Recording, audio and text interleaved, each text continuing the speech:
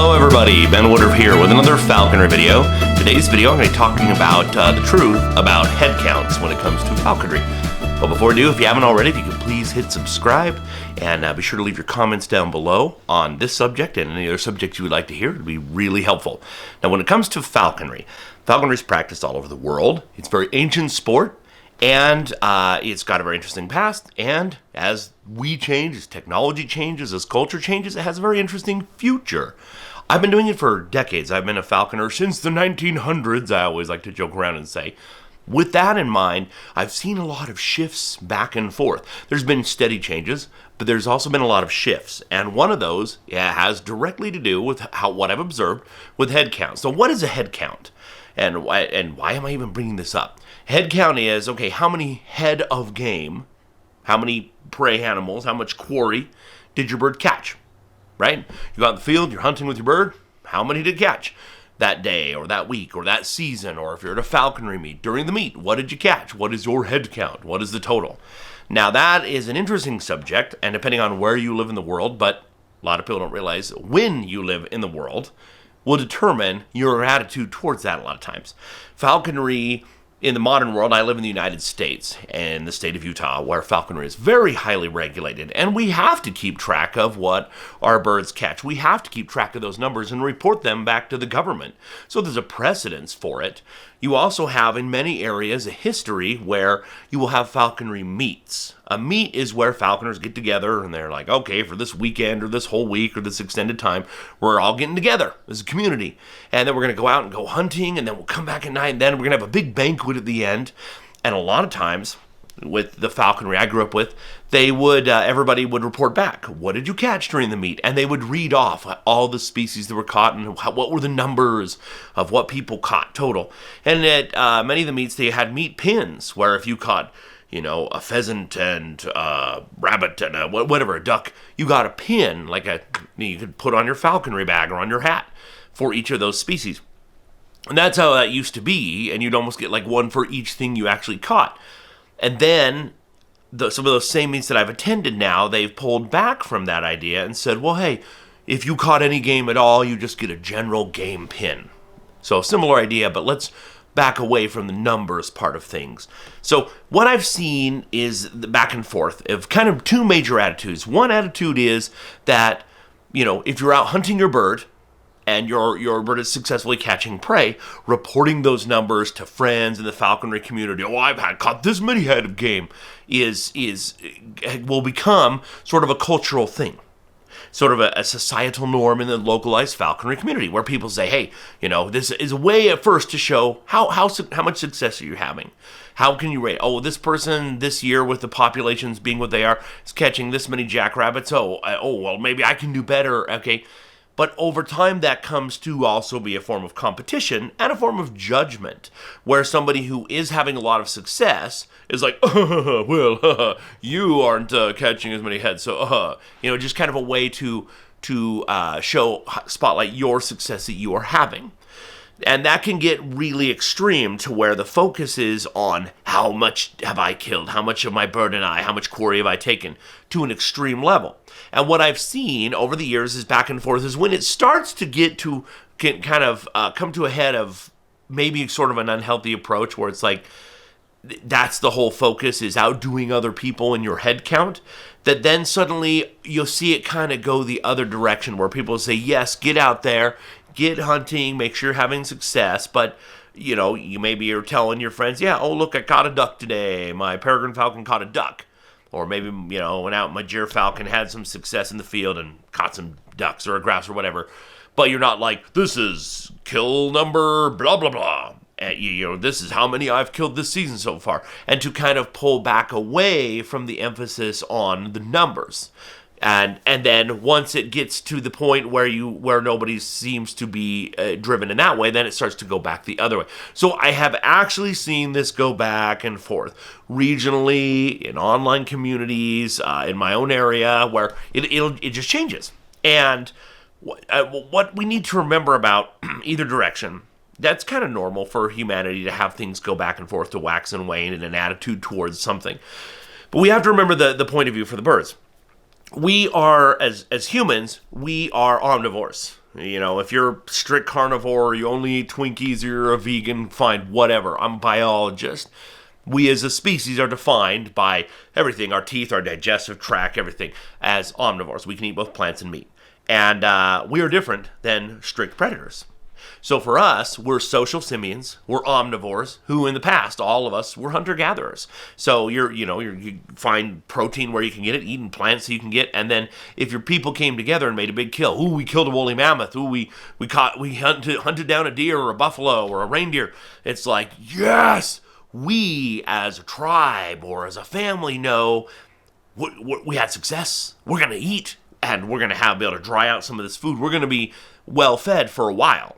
So that's great, because if you're a hunter-gatherer, you're always hunting and gathering for food. You get a big protein intake like that, it is cause for celebration, cause for revelry and excitement. And we see that all cultures today, that still practice in hunter-gatherer kind of ways, that a big kill is a cause for lightened spirits, celebration, and the ease of survival being, the difficulty of survival being lessened. So there's always been kind of an attitude of celebration when it comes to a successful hunt. We see that coming over even in today. I mean, in falconry, when your bird catches something, you're excited for them. You're like, yes, we did this. I trained this bird, used this bird's own natural gifts and skills, and I learned falconry and got to the point where all things came together, and we took this head of game. You're very excited. That's normal. That's understandable. We must remember this is not the way that it is for pure wild predators. Let's take a lion, for example, okay? And lions are social. But when they make a kill, these lions are stalking and whatever they hunted, a zebra, a water buffalo, whatever they hunt, once they have it, they're not like, yes, fellow lions, look, we killed a zebra. Oh. They're not. They're instantly modes to possessiveness over the kill, and in the hierarchy of the society of a group of lions, a pride of lions, there's a pecking order, and it's like, okay, and you're having to snarl and raise your hackles. And it's the same thing with birds of prey.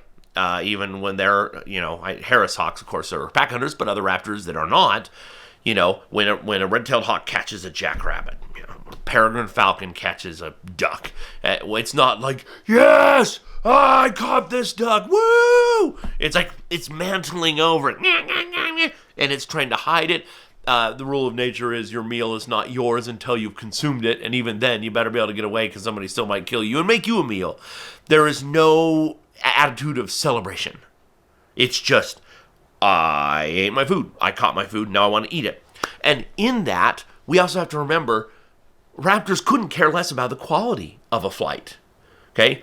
If your peregrine goes up 150 feet and catches a duck in an ugly flight, or if it goes up 2,000 feet and dives and knocks it out of the sky, and it couldn't care less. The bird just cares about catching the food. Couldn't care less. And we do. We have thoughts like that. Was it a sporting flight? Did it take my breath away? Was it textbook perfect waiting on, going up wind and then stooping down?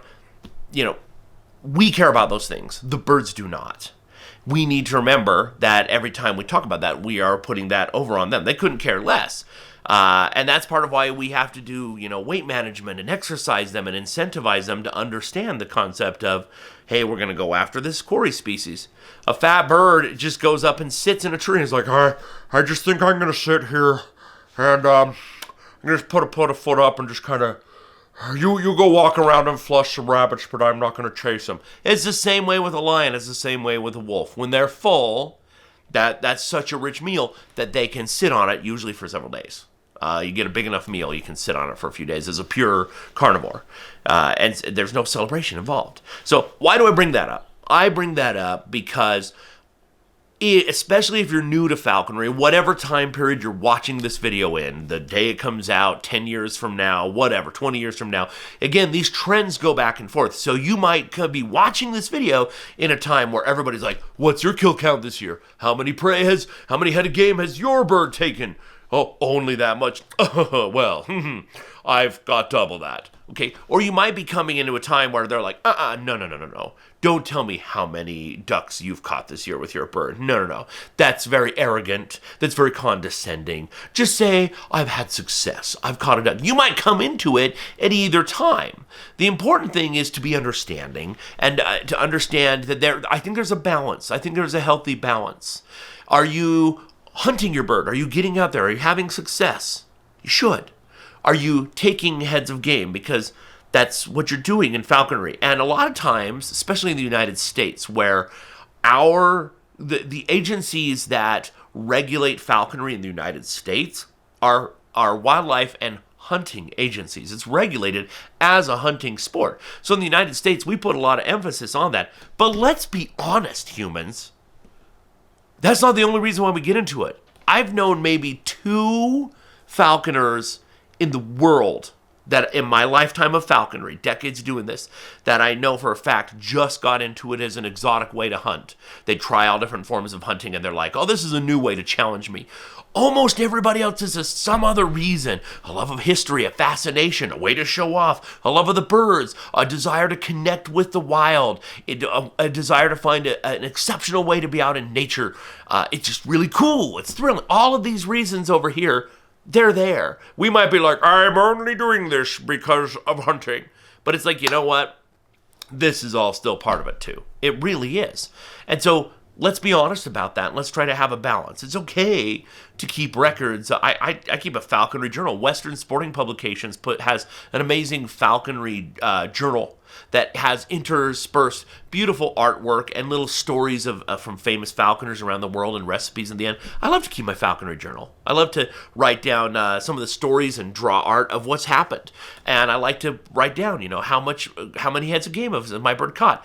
But if we go too far, in general, it's true, right? If you get too extreme on anything, you get out of balance. So it's good to be aware that falconry communities are going to go back and forth on their emphasis, and you as a falconer will probably have the best time if you, on the one hand, are like, yes, I want to keep track of how I'm doing and how I'm progressing and how my bird is hunting as a way to learn and grow and push my bird's abilities.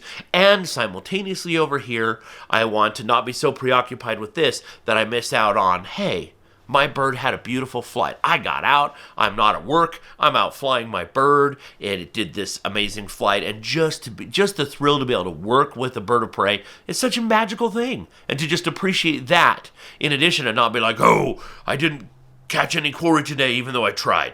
It's like, well, you still got to do all this. Keep that balance. I think it's good to do both. And I think more importantly for this video, for new falconers, I just wanted to make you aware of the fact that you do see these extremes. And with either version, what I see in falconry is falconers are most critical of each other about whatever they are doing great and others are not. So if your bird is feather perfect, it's really easy to be ripping on somebody whose bird broke a feather. If your bird is dialed in perfect and is catching huge amounts of quarry, it's really easy to rip on somebody else whose bird is not. Anything, fill in the blank. If your bird's nice and quiet and this person's bird's squawking over here, it's really easy to be like, I wouldn't have a bird that would squawk like that. And then you don't tell them that the year before you had a bird that was squawking that much yourself. So remember that. Be kind. Try to understand that, everybody's on their own journey. It is good for us to encourage each other. It's good for us to tactfully point out, hey, look, you might want to, here's an area where you can improve, or, that's fine. But there's so much venom out there that's just unnecessary. The world's changing. The world's becoming more digital and less connected to the wilds and to nature. And I think the more we can do to help each other practice falconry and keep it alive and practice in good and healthy ways, the better. We want it to be a healthy experience for the bird and the falconer. And if you can keep that balance between, yes, keep track of your success in the number of quarry you're taking, and also not get so focused on that you're missing out on having an amazing experience with your bird and with other falconers. If you can remember that, you'll have a good balance and you'll have a great experience. So kind of a quick topic, but some friends had brought it up. I'm like, yeah, you know what? That actually might be worth bringing up. So be sure to hit subscribe if you haven't already. Let me know your thoughts. Again, this is another one that I know down in the comments we might have. That's okay. Just be respectful of each other's views. Let me know what other topics you would like to hear and your views on the idea of keeping head counts. And as always, happy hawking.